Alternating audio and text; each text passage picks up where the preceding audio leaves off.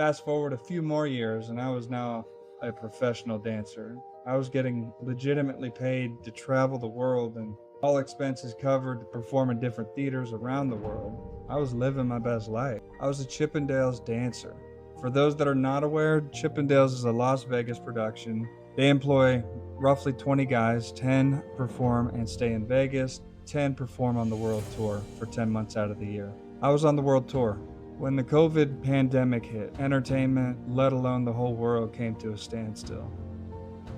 So the world tour as we knew it was over. So it became clear that there was something I could do if I wanted to avoid cabin fever. I could hit the water. I really needed to get out of my house at this time, and this was the birth of my foray into freediving, and I had no idea, just like dancing, that this would start leading to something beyond what I imagined. Best I could see, everyone had a supporting job in freediving, or was an instructor and always teaching to make ends meet, or they were the best in the world. So maybe I'll just be the best in the world. The most incredible things in my life were the result of me believing something others could not see in that moment. So I found a process that worked. This is how all the other elite freedivers were training.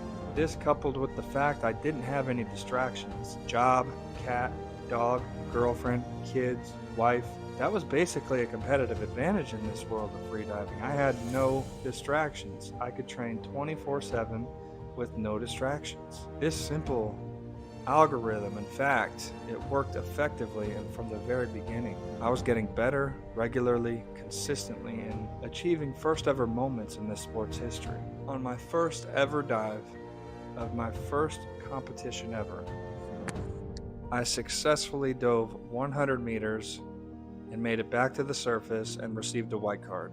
To my knowledge, and many others, I am the first person to have ever done this, and still the only person to have done this.